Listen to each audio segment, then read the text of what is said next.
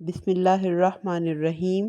अस्सलाम वालेकुम व्यूअर्स, कैसे हैं आप सब। उम्मीद करती हूँ कि आप ठीक होंगे। अल्हम्दुलिल्लाह मैं भी ठीक हूँ। आज मैं आपके साथ बीफ बोंग की रेसिपी शेयर करने जा रही हूँ, जो ईद के लिहाज से यानी ईद उल अज़हा के लिहाज से बहुत परफेक्ट और बहुत अच्छी रेसिपी है। यानी कि हर घर में गोश्त की मुख्तलिफ़ डिशें बन रही होती हैं, तो अगर आप बोंग की रेसिपी भी अपने घर पे ही ट्राई करें तो बहुत मज़े की बनेगी, और अगर मेरी रेसिपी को आप ट्राई करेंगे तो आपको बहुत मज़ा आएगा और आप ज़रूर इंजॉय करेंगे। और मज़े की बोंग की रेसिपी बनाने के लिए चलिए अब हम स्टार्ट करते हैं। सबसे पहले हमने बोंग ले लेनी है, जिसमें हड्डियाँ होती हैं और मछली का गोश्त होता है। बीफ का यानी कि पाँव से ऊपर जो गोश्त होता है, पाए से जो ऊपर उसकी हड्डी और वो जो मछलियाँ होती हैं, ये उस गोश्त को बोंग का गोश्त कहा जाता है। और इसको मैंने अच्छी तरह से का कटवा लिया। बड़े बड़े पीसेस थे तो उनको मैंने छोटे पीसेस में करवा लिया, हड्डी को भी। और इसको मैंने अच्छी तरह से धो के, और उसमें पानी मैंने 3 जग भर के इसमें डाला, क्योंकि इसमें हमें ज़्यादा पानी डालना है, इसको गलाना है। नमक के 2 चम्मच डालने हैं, और लहसुन ये मैंने कुटा हुआ डाला है। पेस्ट नहीं मैंने इसमें डाली, कुटा हुआ मैंने लहसुन डाला है, जो कि इसकी स्मेल भी ख़त्म करेगा और इसका टेस्ट भी इन्हेंस करेगा। और साथ इसमें मैंने गरम मसाले, साबुत गरम मसाले डाल रही हूँ। इलायची, दालचीनी, लौंग, काली मिर्चें और थोड़ा सा एक बादियान का फूल था। ये सब मैंने डाल के और इसको मिक्स किया, और इसको बस मैंने रख देना है हल्की आंच पे पकने के लिए। जब बॉयल आएगा तो उसके बाद हम इसके ऊपर झाग आने लग जाती है, और इस झाग को जो है हमने अच्छे से निकाल देना है। इससे इसकी सारी मैल जो है वो भी निकल जाती है, और इसकी स्मेल भी काफ़ी हद तक कम हो जाती है। बस इसका जब सारा मैंने वो बार बार निकालती जाऊंगी जब तक इसकी कंप्लीट ये झाग आनी बंद हो जाएगी। और जब ये कंडीशन हो जाएगी तो फिर हमने इसको हल्की आंच पे रख के छोड़ देना है। 3 साढ़े 3 घंटे तक ये इसकी जो गोश्त है तकरीबन इसका गल जाता है। अब ये इसका गोश्त जो था तकरीबन गल गया है, तो मैंने इसका मसाला तैयार करने लग गया है।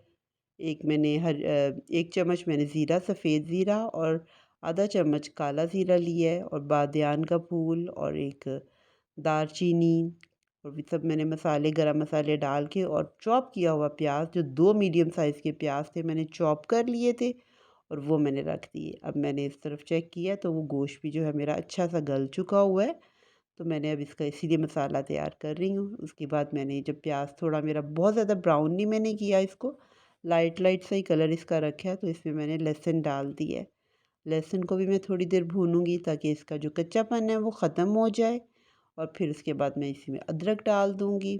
अदरक भी हमने 2 टेबलस्पून तकरीबन डाली है, अपनी क्वांटिटी के हिसाब से आप करें। थोड़ी देर मसालों में भून लें इसको, प्याज, लहसुन, अदरक को। तो फिर हम इसमें नमक, मिर्च, हल्दी और सूखा धनिया ऐड कर दिया है। नमक मैंने 2 टेबलस्पून डाला है, मिर्च भी आप हस्बे ज़ायक़ा डाल लें, हल्दी मैंने 1 टीस्पून डाली है, और सूखा धनिया भी 1 टेबलस्पून मैंने डाला है। क्योंकि क्वांटिटी थोड़ी-सी ज़्यादा है, तो इस वजह से मैंने इसमें आप अपने हिसाब से जो है मसालों को एडजस्ट कर लें। अब इसको अच्छी तरह से मैं भूनूँगी, थोड़ा पानी डाल डाल के भी भूना है ताकि इसका ऑयल जो है वो ऊपर आ जाए। अब मैंने इसमें दही डाल दी है और उसको भी थोड़ा-सा फेंट लिया है, और मैंने इसमें दही को भी फिर अच्छे से भून लेना है ताकि इसका मसाला जो है वो अच्छा हमारा तैयार हो जाए। अब आप देख रहे हैं अच्छी तरह से इसकी भुनाई हो गई है, ऑयल भी जो है वो ऊपर आ रहा है, और अच्छी तरह से ये भुन गया है हमारा मसाला। बस यही निशानी होती है जब मसाला हमारा भून जाता है कि ऑयल उसके ऊपर आ जाता है। अब देखिए गोश्त हमारा बिल्कुल परफेक्ट बहुत नरम और हो गया हुआ है। अब ये जो मैं इसकी बोटियाँ हैं इनको मैं निकाल लूँगी, अलग से कर लूँगी, क्योंकि वो फिर अगर बहुत ज़्यादा हम इसको कुक करेंगे तो वो बिल्कुल ही टूट जाएंगी, और वो अच्छी भी नहीं लगेंगी, और वैसे खाने में भी बहुत ज़्यादा मज़ा नहीं आता फिर। अब ये बिल्कुल सही गल चुकी हैं तो मैंने निकाली इसकी अब हड्डियाँ जो हैं, और मैंने जब गोश्त निकाल लिया तो उसकी थोड़ी देर बाद तक हड्डियों को मैंने कुक किया।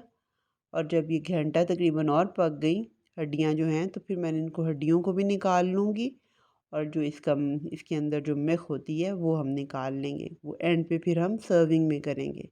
अब मसाला भी देखिए मेरा अच्छा सा भुन गया है, तो अब मैंने जो गोश्त निकाला था जो गल गया हुआ था, उसकी मैं भुनाई कर लूँगी, इसमें अच्छी तरह से भूनूँगी ताकि इसकी जो सारी स्मेल है वो ख़त्म हो जाए।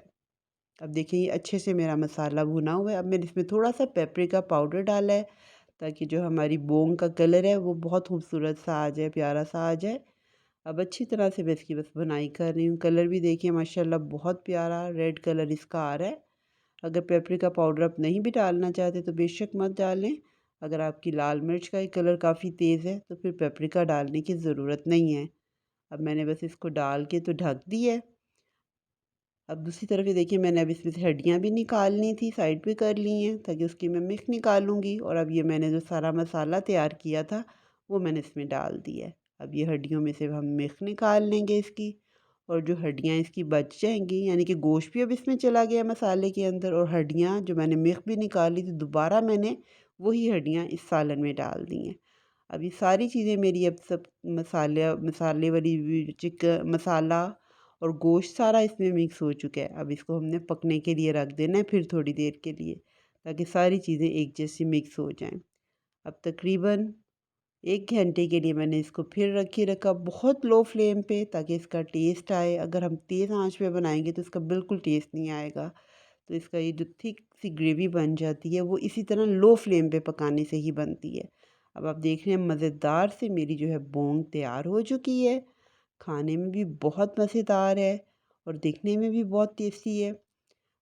उम्मीद करती हूँ कि आपको मेरी ये रेसिपी ज़रूर पसंद आएगी और आप ज़रूर इस रेसिपी को ट्राई कीजिए अपनी फैमिली और फ्रेंड्स के साथ, अपने घर वालों को बना के खिलाएँ। और एंड पे जब हम इसमें सर्व करेंगे तो जो हमने मिख निकाली हुई है वो भी हम इसमें ऐड कर देंगे, जो कि इसके मज़े को और दुबाला कर देगा।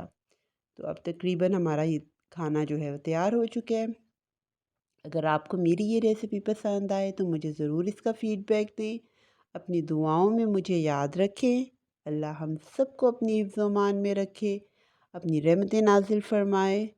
और अगर अभी तक आपने मेरे चैनल को सब्सक्राइब नहीं किया तो मेरे चैनल को सब्सक्राइब करें, लाइक करें, शेयर करें। और 1000 सब्सक्राइबर होने पे आप सबका बहुत बहुत शुक्रिया कि आपने मुझे इतना सपोर्ट किया। अल्लाह